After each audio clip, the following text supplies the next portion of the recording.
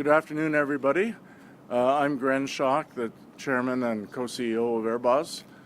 It's a privilege to welcome you to our Kitchener facility today. We're especially honored to host two leaders whose commitment to Ontario's economic growth and workforce development continues to make a lasting impact, Premier Ford and Minister Piccini.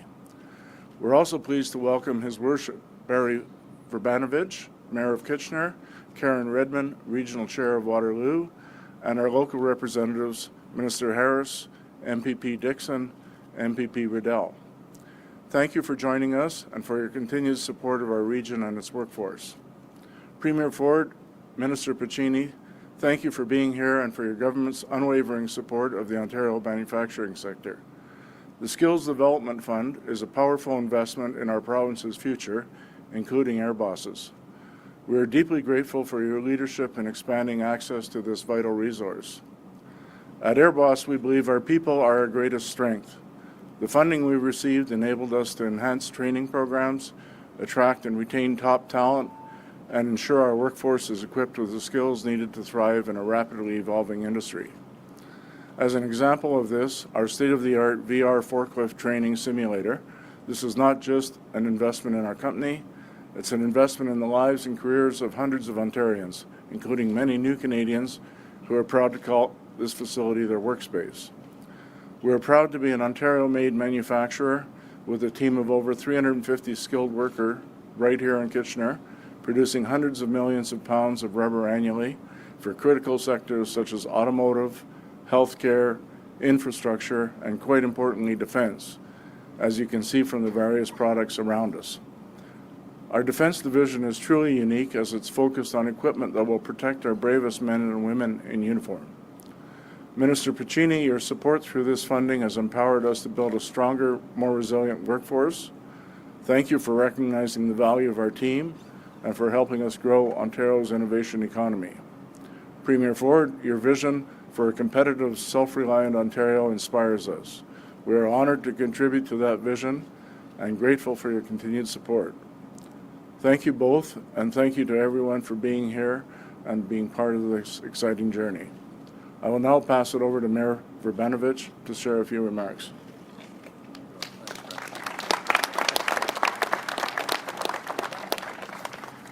Well, thank you so much, Gren, and it is absolutely wonderful to be here with you. I know Chris, who's part of the team, isn't here, but we have all these incredible AirBoss members who are here, and your company and your leadership has really showed your commitment to your employees, to your community, and to your company.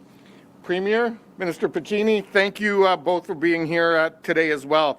You have an excellent team representing the government here in Kitchener and throughout Waterloo Region. And if I can use your words, our local minister, Mike Harris, he's a champ in terms of all of his support. And of course, PA Jess Dixon and MPP Brian Riddell do an incredible job of representing your government here in our community. Today's announcement falls the day after Labor Day, which is appropriate as your government works to invest in the workers of tomorrow as we protect Ontario's economy. Today marks an important day for our community, the City of Kitchener, and all of Waterloo Region. And I'm proud to stand here today with my colleagues and Chair Redmond, who's here, as we celebrate a bold investment in the people, the industries, and the future of our community by your government. Premier Ford and the government, thank you for your investment of over $12.9 million through the Skills Development Fund training stream, a commitment that will help more than 50,000 residents in our region gain the skills they need to thrive in high-demand sectors like construction, manufacturing, skilled trades, education, and health innovation. And I know a number of those companies are here in our community. Today is really about more than just a funding announcement. It's a declaration of confidence in our workforce and a recognition of the resilience and ingenuity that define Kitchener and Waterloo Region. Whether you're a student just starting out, a worker looking to upskill, or an employer seeking talent, this investment opens doors to opportunity and stability. We know that global economic pressures, such as the recent U.S. tariffs, can shake local economies. But today's announcement sends a clear message. Ontario is standing strong with its workers. The province is ensuring that the people of this area have the tools to adapt, grow, and succeed, no matter what challenges come our way. Let me be clear, today is not just about jobs. It's about dignity, security, and the promise of a better tomorrow. It's about building a Kitchener where everyone, regardless of their background or circumstances, has the opportunity to contribute, to grow, and to succeed. So on behalf of our community, a heartfelt thank you to you, Premier, and all those who made this investment possible. Together, we're building a stronger, more competitive Ontario, and Kitchener is proud to be at the heart of that vision. And now I'd like to turn it over to another key part of the Premier's team here in the region, someone who I just introduced, the PA to Education and MPP, Jess Dixon. Thank you so much, Mayor Barry, and thank you to everyone coming on this beautiful day, and to all of our wonderful AirBoss employees who are making just a absolutely beautiful show of support right here. I was thinking on my way here, I love where we are right now. I love that we're outside, not just because of the nice weather, because when you look at the building behind me, you really can't go anywhere in Kitchener or Cambridge particularly without seeing copious evidence of our trade and manufacturing history. From the 19th century throughout the early 20th century, this region, more than many others, frankly, in Ontario, was a center of excellence for manufacturing, design, trades, et cetera, whether it was textiles, mills, furniture, electronics, breweries. We had legions back then of a lot of German and Scottish immigrants that brought their skills here, trained their descendants, trained others, and made this region what it is, which is even to today, I think roughly 17% of our local economy is based on manufacturing, which is much higher than the provincial average. So when you look at this incredibly exciting announcement and what it's bringing to the region, I view it as carrying on what is already our provincial legacy of excellence in this area, which I'm proud to say, I think for the most part, we have carried on in a largely unbroken train, but with the support of Premier Ford and Minister Piccini, we are doing even more now to create that excellence. And our history of immigration and innovation and teaching and learning and expanding is only going to continue. And what I think is so exciting about this, and which I know that Premier Ford and Minister Piccini have been so focused on, is how much this also supports this idea of sort of patriation and repatriation of what it is to be Canadian-made, Canadian-designed, Ontario-made, Ontario-designed, and that includes our labour force and their excellence. So I am so appreciative to the government for, like Mayor Barry said, sort of our vote of confidence in this region. I have absolute confidence that after 200 plus years of doing it right and doing it better than many other places, that we will continue to do that. So thank you all so much for coming, and it is my pleasure to introduce Minister Harris.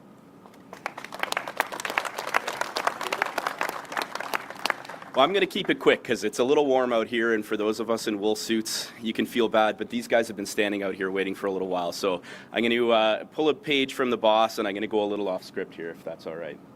So, listen, thank you everybody for being here today. It is absolutely incredible to have Team Kitchener, Team Waterloo Region assembled here, and to welcome the Premier and Minister Piccini. David has been a huge, huge supporter of Waterloo Region since becoming Minister of Labour Training, Immigration and Skills Development. We've brought SDF funding into the region before. I see some folks from the IBEW who have been recipients of it, and it's great to be able to see some more homegrown organizations taking advantage of this funding. As Barry said, a little over $12 million is going to be spread across many different organizations here in the region, and it's just incredible to be able to use the talent, the tools, and everything we do here in Waterloo Region. As Jess said, we do everything just a little bit better, I like to think, and we're such a forward-thinking region. There's such a rich history of manufacturing here, and it's just great to be able to celebrate this investment throughout the region here today. So I won't take up too much more time than that. All I wanted to do is just thank you, Premier Ford, for being here with us, of course, and for Gren for hosting us today, and the amazing team you have assembled here. I think 350 some odd employees calling this place home. So it's great to be able to be here and celebrate with you all. And with that, to kind of make our official announcement, I'll turn it over to Minister Piccini. David, please. Thank you. Thanks very much. Good morning, everyone, and thank you all for being here today. Thank you, Minister Harris, for that introduction. We've got an incredible team in this region who have been such champions of workers and ensuring talent pipelines. And of course, Minister Harris, MPPs Dixon and Riddell have been always on the horn, speaking with me, sharing stories, because that's what this is all about, real stories of workers. And, you know, to the chair and the mayor, thank you for being partners with us in this, and to Airboss for hosting. This is my second or third time here, and I really appreciate the incredible job you do and your commitment to training your workforce and your commitment to excellence. Airboss is a vital part of our manufacturing sector. It's companies like these that help make Ontario a leader, powered by a world-class workforce we're so proud of today. And supporting that workforce means preparing them for the future, especially at a time when we're facing all sorts of external threats. When 1 in 3 tradespeople are set to retire in the next decade, we've got to respond to the challenge. And I often reflect back, you know, as I visit places like this, at my own family story and my own grandfather who immigrated here, was a steel worker. We were down with the steel workers last week in Hamilton. And this premier gets and has an incredible pride in our country and nationalism, and gets that to ensure that we achieve that same vision that he had, what drew him to this country, part of a nation that built things, where you could stand tall on the world stage with your Canadian flag and say we're a country that stands true to our international commitments, a country that produces the best talent. Now, I can't deal with things at the national level, but what Premier Ford can do is ensure provincially we're doing our part. And we've seen a nation builder in Premier Ford in making sure we can once again achieve that potential that my grandfather saw. And that's ensuring a talent pipeline, recognizing that through the pandemic, Premier took us through that, or the aggressions we see south of the border, where every day it seems policies are changing on the fly. But to respond to that, you need a nimble workforce. You need a workforce that is able to meet the moment, and to invest in talent and in training from K to Gray. Lifelong learning matters.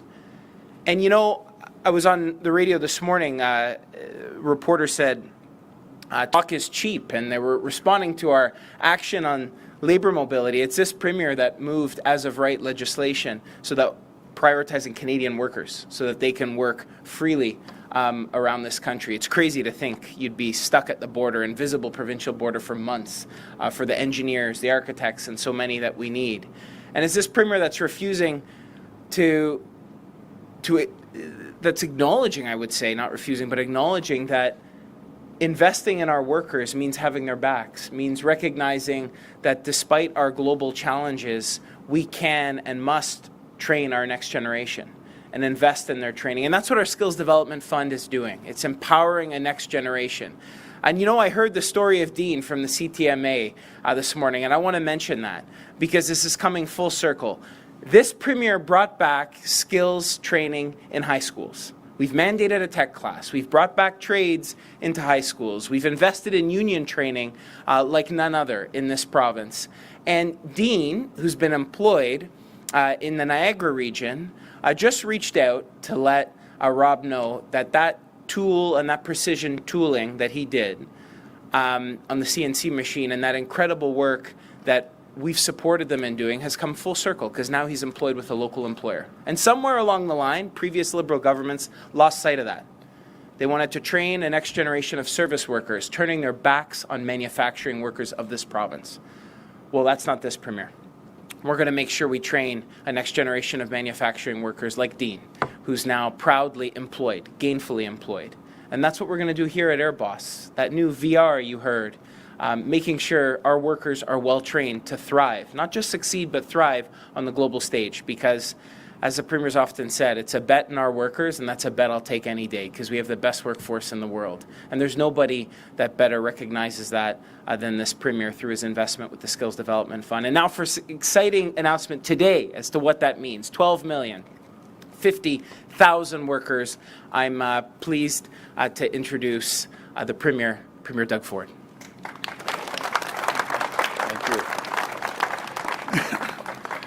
Well, first of all, thank you so much, David, and it's great to be here, and it's wonderful being back in the great city of Kitchener, alongside, as you just heard, Minister Piccini and Minister Harris and Brian Riddell and Jess Dixon and Mayor the Bear, or the Bear the Mayor, that's it. I love them. I actually do. We do. Actually, I do text them at 11 o'clock and midnight, telling them about someone's garbage that wasn't picked up and so on and so forth. And Chair Redmond, thank you so much for your leadership here as well in the Waterloo region. And thank you, Gren. Thank you for being the Commander-in-Chief here. I had an opportunity to go through the facility during the election. It's spectacular. And we have to make sure that the federal government, the provincial government, municipal governments buy your products, no matter if it's defense or medical or whatever it might be. Also want to acknowledge Jack and Frank and Chris and the whole team at Airboss for hosting us today. But Gren, my favorite people in the whole world are all these frontline people here, because without them, we wouldn't even be here. So thank you. Folks, this is a real serious time for our province and our country. President Trump is taking direct aim at our economy, targeting workers and businesses. That's why our government is doubling down on our plan to protect Ontario, so we can stand up to President Trump's tariffs and anything else that threatens our province for decades to come. Our plan to protect Ontario will make our province the most competitive, most resilient, most self-reliant economy in the G7. So we can attract new jobs and investment and protect our workers. You know, I always say, people need to hear hope, and we're going to give them hope. Last year, the foreign direct investment in our country, our province, I should say, just our province, not including companies that are here already, there was over 409 foreign companies from foreign countries came to invest $39.875 billion, so $40 billion, and created 25,000 jobs. But we have to create the environment and the conditions for companies to come here, and they thrive and prosper and grow. And when that happens, the people, a part of their team, will thrive, prosper, and grow. I've been over and over with the federal government. Let's create that climate. Let's start putting money back into the hardworking people's pocket instead of the government. Put it back into companies so they can buy new equipment and build the infrastructure they need and expand their technology. We're expanding our plan to build Ontario by investing more than $200 billion to build roads, highways, bridges, schools, hospitals, so we can keep workers on the job and get shovels in the ground on critical infrastructure projects, which is going to be happening here, which I'll get to in a minute. That includes some major projects in Waterloo region. This summer, we announced an additional investment to support the planning and construction of a new Waterloo Regional Health Network hospital, which is part of our nearly $60 billion plan to build and upgrade more than 50 hospitals.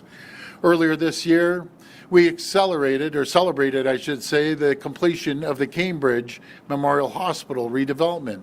It's the largest redevelopment in the hospital's history, supported by $220 million provincial dollars investment. Sorry, $220 million of provincial investment. We're delivering on two-way all-day go service to Kitchener, and we're investing $4 billion in infrastructure to support new housing, including over $31 million in region of Waterloo to enable over 18,500 new homes. Sorry, folks, I got something caught there.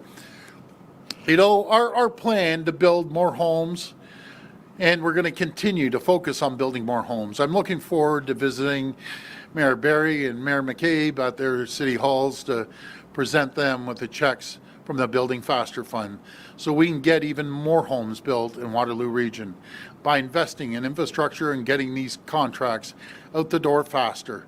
We're supporting Ontario workers while using Ontario-made products in our plan to build. And that's just one part of our plan to protect workers. Last month, Minister Piccini and I also announced an investment of $70 million to support workers who have been laid off because of tariff disruptions or whose jobs are currently at risk.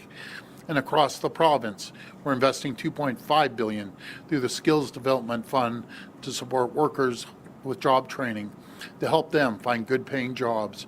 Today, I'm pleased to announce over $12.4 million for the Skills Development Fund to help train more than 50,000 workers, students for good-paying, in-demand careers across Waterloo Region surrounding areas.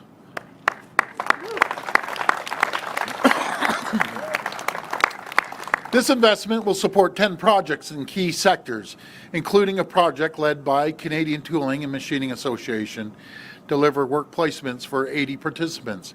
Another project led by Blue Branch to train 50 people in the modular housing industry. I'd want to thank all the incredible organizations that will be delivering these training programs, including Grand Valley Construction Association, Medical Innovation Exchange, Knowledge Hook, Delta Elevator Company, Advanced Millwrights Incorporation, International Brotherhood of Electrical Workers Local 804, which I see right over there, and the Christian Labour Association of Canada. All of you are helping us protect Ontario workers in this critical time. We have to continue using every tool in our toolbox to push back against President Trump's tariffs to protect our economy and continue building more competitive, more resilient economy. We will continue to invest in our province and protect Ontario workers and families no matter what comes our way. I want to thank everyone here, and may God bless the people of Ontario.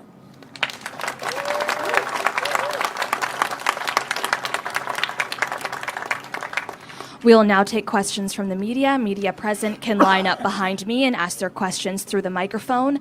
As a friendly reminder, the format is one question and one follow-up. Please state your name and your outlet before your question. Hi. Hi there, Karis Mapp, CTV News. Kara. Welcome back to Kitchener. Yeah, it's great to be here. Jess Dixon spoke on it a little bit, but can you speak on to why Waterloo Region is so attractive for your government to invest funding such as this one, and hopefully in the future the same thing? Well, that's great, and maybe I'm going to pass it to the mayor, maybe the chair, and one of our ministers. But I'll tell you the reason why. It's the quality of the people. It's the quality of the people, the work ethic of the people, the talent that is right here in the Waterloo Region. When we're out there and we're going out around the world, Minister Vic Fideli's traveling around the world. This is one of the key places that people want to invest. It all comes down to our people, and they've created the environment and the conditions for companies to come here to thrive and prosper and grow. So I'll hand it over to one of you.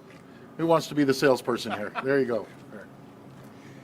Well, thank you very much, Premier, and thanks for the question. I mean, obviously, this is a region that has a long history of thriving, a region that has a long history of being very resilient in terms of responding to changes in the economy, whether it's been manufacturing changes, whether it was changes in the technology sector, reinventing itself, and making sure that we continue to provide the jobs of the future that serve our community and allow it to continue to grow. I think one of the things that I would really focus on as well is our three post-secondary institutions, which are a critical part of that. University of Waterloo, Wilfrid Laurier University, and Conestoga College.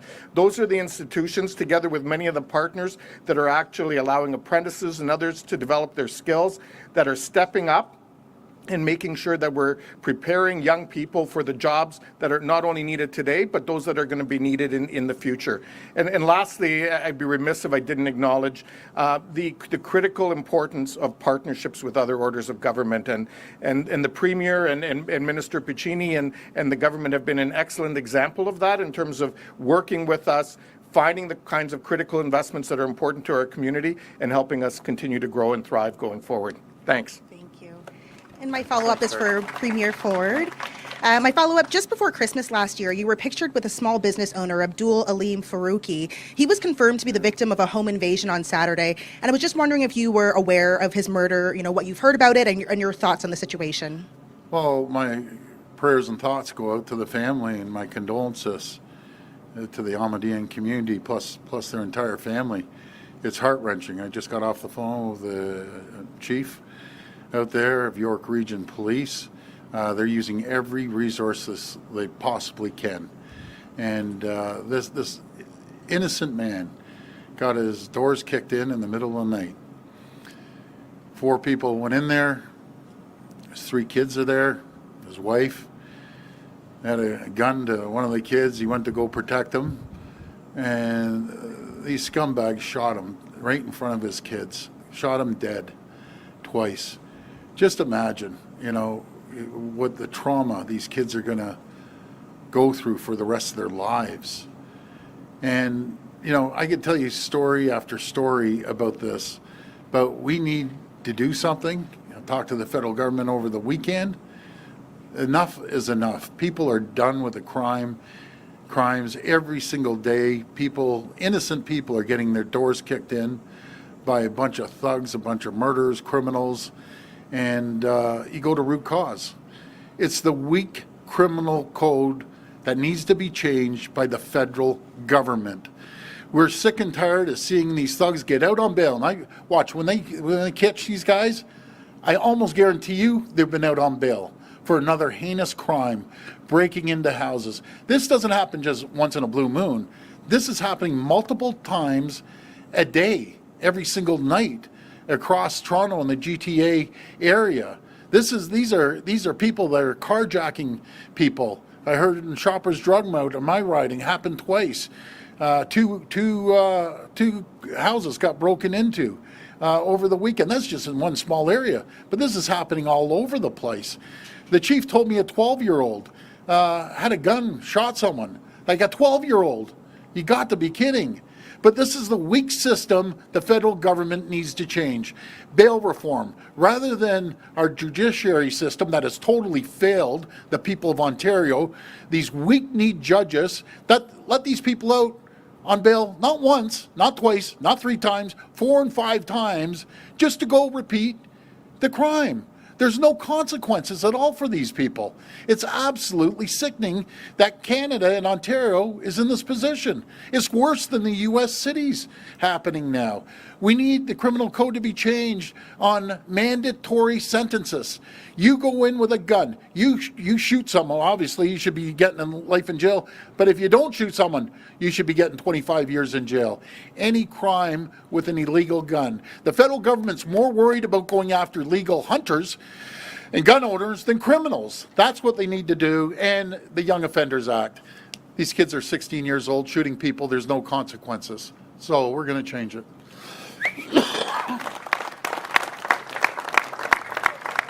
And then I'm going to add on to that. People are going to be the point. This is where society's gone, folks. They're defending themselves now. If you have a gun and you're a hunter and someone's coming into your house to kill your family, they're going to defend their family. And they should be exempt. Go to root cause. It's not them coming into the house. It's ridiculous. You know something? I have a saying for the folks that are defending their homes. I'd rather be judged by 12 than carried by 6. And unfortunately, my friend Aleem is going to be carried by 6 because he's trying to defend his family. It's a disaster right now in the justice system, and I'm going to be all over the federal government, just all over them. It's disgusting. Good afternoon, Premier. Emily Taylor, CHCH News. I want to ask about the Garden City Skyway twinning project happening in Niagara region right now. Yes. Can you guarantee that this will use Canadian steel in the construction? Everywhere we can, we'll use Canadian steel, Ontario steel.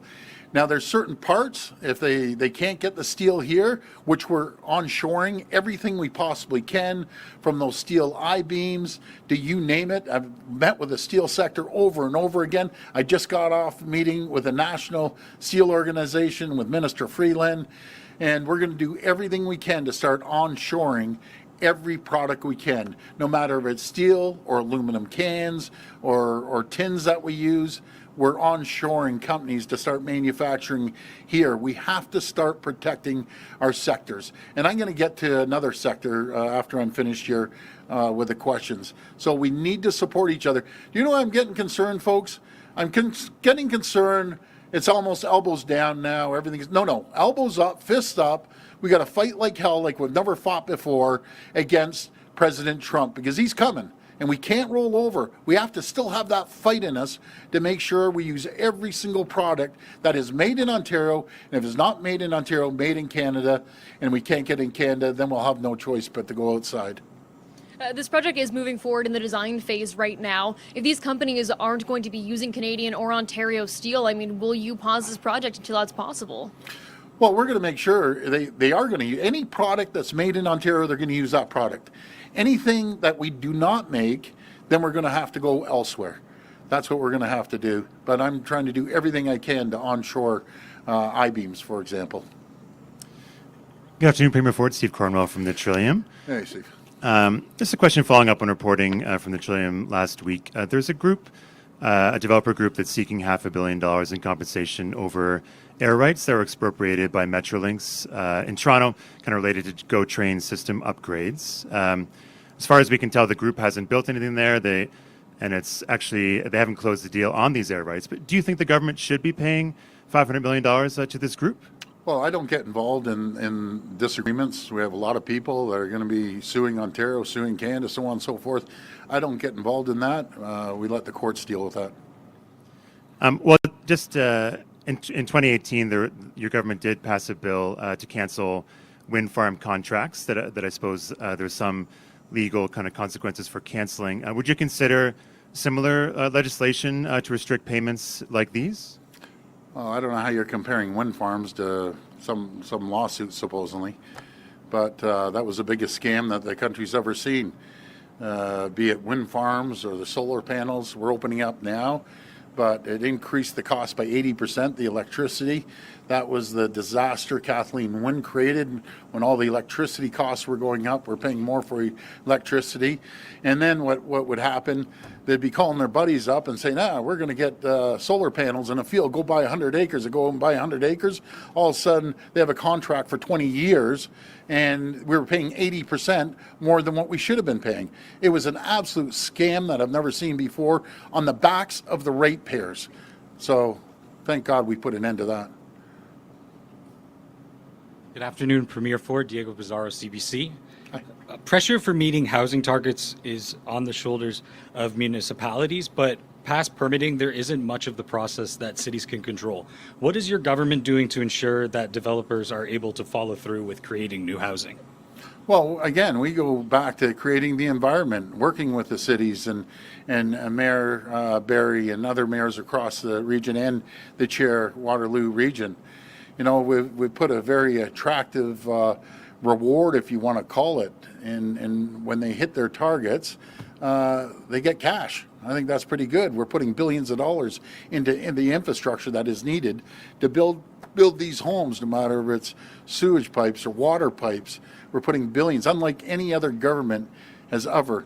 But you know what it is? It's a lot of uncertainty too. So all I'm saying to the federal government is 3 levels. We're doing everything we can, pouring billions of dollars. We need to get rid of that HST jointly, ourselves and the federal government, on any new home builds. That's huge for workers that want to buy a home. You knock off that amount of money, it comes up to over $100 and some odd thousand. That'd be great. Now, a lot of mayors don't like me saying this, but you got to get rid of the development charges, or at least cut them in half. Half a loaf is better than no loaf at all. That's what we have to do. And then the Bank of Canada, they have to lower the interest rates. And you know, it's they can't just keep saying no, no, no, no. They have to lower the interest rates. They have to show people that we're moving forward and getting things done. So I'm all over the Bank of Canada. Do you know what it is, folks? Some days I feel like I'm just going at these guys, but some days you feel like, are they listening or aren't they listening? Well, I won't stop until they listen and we see action. Enough of the talking. Let's start seeing action now. That's what we need. We've heard from your education minister on school board trustees. How committed are you to getting rid of all public trustees before the next planned election year? Well, we're going to review it. I talked to him over the weekend, actually, and the expenses that they're throwing through, number one, half of them don't even answer their calls. They usually go to the supervisor or whatever, but it's shambles. You talk to anyone about school boards, and you know who can't stand them the most? Talk to the teachers about school boards. Talk to parents about school boards. Talk to the parents that the group of school boards decided to be a great idea to go rent one of those hotels looking over the Blue Jays for, what was it, $30,000 on the back of taxpayers' money. Talk about the parents that the school board decided to go to Italy on a $120,000 junket to buy $100,000 of beautiful Italian artwork. You got to be kidding me. Or the expense that I just heard right now, we're running through their expenses and they're charging for a pack of gum. A pack of gum. It's staggering. They don't care. So anyways, we'll deal with them. We're going to hold accountable. They're going to be accountable, and they're going to start running the schools properly. They're going to start making sure they put money in the classroom. That's where we need it. We don't need these Taj Mahal school boards. We need it in the classroom. So Paul Calandra, my minister, is doing a great job, and he's going through all their expenses with a fine-tooth comb.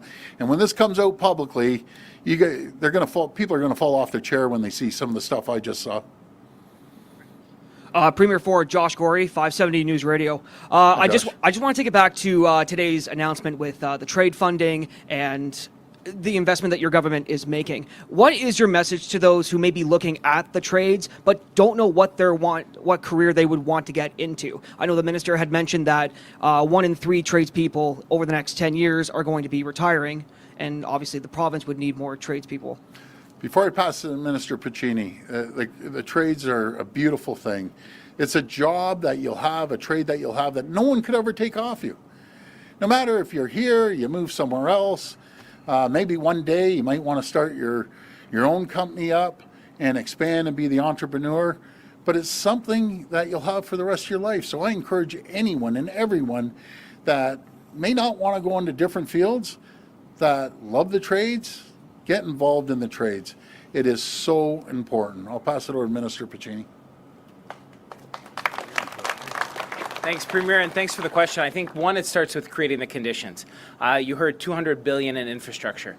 I mean, you have to create a competitive climate for manufacturing, which we've done, attracting the investments. I mean, the most competitive thing that the Liberals would have done is pouring a cup of coffee. That was their sort of benchmark for a competitive economy.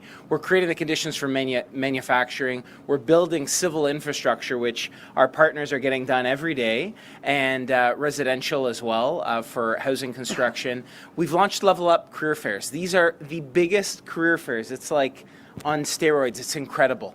I encourage everyone to go. 45,000 youth went through last year. Many of the partners here, I see nodding their head, they're going to be at the Level Up career fairs. They're going to be launching and challenging youth. And what's exciting, I've incorporated both last year and in a big way this year, is evening sessions targeting parents. So I'll use an example. Last year we had one in Cobourg in my community, and the most common thing I heard from youth was, I've never tried this before. Everything's interactive, all of the booths they're trying. And then I heard from a mom later that day who messaged me and said, I got to see it in the evening. So it's tackling that stigma. In many respects, it's parents as well. You've got to convince parents. When you have the job in the trades, you've got a career for life. It's the lightest luggage. And this Premier, whether it's Level Up, whether it's tech classes in high school, bringing back shop class and bringing back the vital machinery, like the story I told you of Dean. We're getting that job done because it's an incredibly meaningful career, and that's what we're into promoting, careers.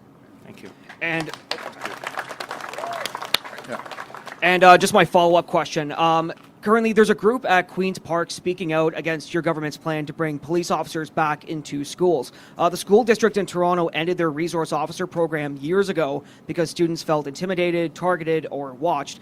In fact, there are studies that show police in schools disproportionately target Black, Indigenous, or racialized students. Why is your government ignoring that? We aren't ignoring it. We have a massive problem in our schools, and the kids do feel safe.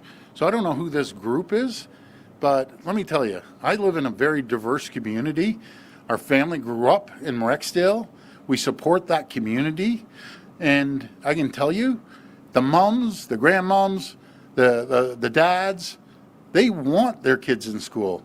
When kids are out there and there may be people from outside the school that want to come in and try to hurt some of the students, we need the police there. The police are good people. They're family people. And I just can't stand people that knock our police. I love our police. And I think 99% of the people love our police. Those safety community officers, school officers, are going into those schools. Simple. Done. This will be the last reporter. Hello, Joe with The Record. Hi, Joe. So you spoke last week about the brazen LCBO robbery here in Kitchener that was caught on video. You had some choice words for the individuals involved. Can you speak to what the province can actually do to hold these people accountable, especially when they're caught on video? Well, I talked to the chief, which is doing a great job here in the Waterloo region, and they know who they are. They're going to track them down. They're going to hold them accountable, and they need to go to jail. They don't need a slap on the wrist. Just how brazen they are. They're coming in, stealing off the people of Ontario. The LCBO is the people's company. It's the people's money. And they want to come in just brazenly. So put a call into the LCBO. I'm going to ask them how much theft there is. And isn't it a sad situation? Say it's $2 million. You know, that's 20,000 hours that we could have an off-duty officer standing there. But isn't it sad that we have to have armed police at the LCBO? It's ridiculous. And all goes back to root cause. They're out on bail 4 or 5 times. They don't get sentenced. We have a bunch of weak-kneed judges. And by the way, all judges aren't that way. I've talked to judges. There's some quality, great judges. But there's a bunch of them that are terrible. They need to step down, actually, because they think after 4 or 5 times breaking into homes and stealing cars and going into LCBO and stealing off the people, it's all right. Let's give them a slap on the wrist and let them try it again. So I'm going to be all over this until we get proper justice for the people of Ontario. And then with Kitchener-Waterloo in line to receive funding for meeting their housing targets, can you kind of speak to the move to count beds in nursing homes, student residences, and basement units in the overall target? Is this kind of a way to boost housing numbers? Not at all. If you look at long-term care, they're homes. I'll never forget going in a long-term care home, and people used to call them beds, and I heard one person say a bed to a senior in there, and she almost hit him over the head with a frying pan, saying, "This isn't a bed. This is my home. This is where I live. This is part of my family. This is where I get up every morning." And so they're homes, and when they leave their condo or their home that they're in, that opens up a home for someone else. So they're actual homes. So are we all wrapped up now? Okay, so you know, we talk about companies, right? And I appreciate companies like Airbus, which is incredible, and other companies here. But so the geniuses over at Diageo, okay, so not everyone knows what Diageo is, but everyone knows what Crown Royal is. Now, Amherstburg, beautiful town, hardworking people. They had that plant there. They started, I did the research, went all the way back to the 1920s. Approximately about 180 people. In the summer, it spikes to 200 people they employ. This town relies on this company, and they produce this Crown Royal. They're fabulous people. I talked to Unifor, Lana Payne over the weekend. These people are devastated. In a small town, you get rid of 180 people. And these are the rocket scientists over at Diageo. So they're based in France, and I can picture this all going down. And by the way, I spoke to the gentleman that runs the North American operations. And I said, "How can you do this to your largest customer in Ontario?" I said, "Is there any incentives I can give you to stay here, to save these jobs?" "No, it's not happening." I said, "So it is what it is." And he went on to say, "Well, you aren't the largest in Ontario or in the country. LCBO is the largest customer in North America. More than California, more than Texas, more than all of them. LCBO, the people of Ontario, have made Crown Royal, Diageo, that has Smirnoff's, a whole bunch of other stuff, the largest." So can you imagine a board, right, sitting around, or even a kitchen table? Are you ready for this, guys? They're sitting around and said, "Okay, how's South America doing?" "They're doing okay." "How's Europe?" Yeah. "How's North America?" "Okay, everything's good." "Oh, let's target our largest customer." Who targets their largest customer? To put it in perspective, $740 million, $750 million, the people of Ontario support this company. And their payroll is 16, maybe $17 million. So you're jeopardizing $740 million worth of business For what, $17 million, and you're going to hurt a community? You're going to make these people struggle that they can't pay rent? They aren't going to pay a mortgage? They barely put food on the table when there's not too many companies in that small town? What, have you lost your mind? Like, I think they're a few fries short of a Happy Meal, these people. They're sitting around absolutely just smug as they come. They're hurting Ontario residents, they're hurting the people that work at Crown Royal. So you know something, a message to the CEO in France, you hurt my people, I'm going to hurt you. You're going to feel the pain in February when these people don't have a paycheck. And I'm going to stand up for the people of Ontario, and I encourage all of Canadians, all of Ontarians, stand up for the people, because you don't know if you're next. But the thing that ticks me off, I get it. I get that companies move back and forth, but what I don't get, when you're someone's largest customer in North America, you're going after the largest customer. You know something? I always say smart people aren't too smart, and you guys are about as dumb as a bag of hammers for doing this. So, you know something? I found a bottle, and I don't even drink, of Crown Royal, right? I see that Crown Royal. I saw it at home. So this is what I think about Crown Royal. That's what they could do. And I think everyone else should do the same thing. Start supporting companies that make whiskey here by Ontario people. That's what we need to do, is support each other. You know something? I'm going to make this even come out quicker, because it's not coming out.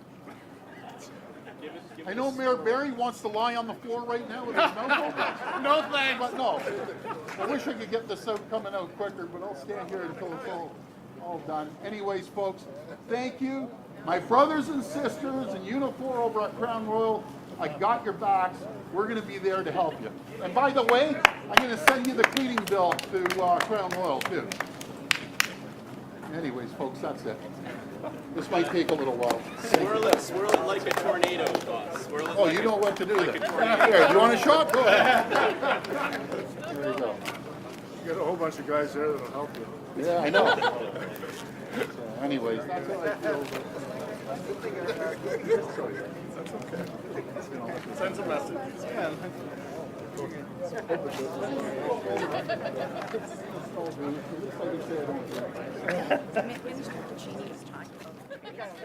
Where's Harris? He's going to be looking around.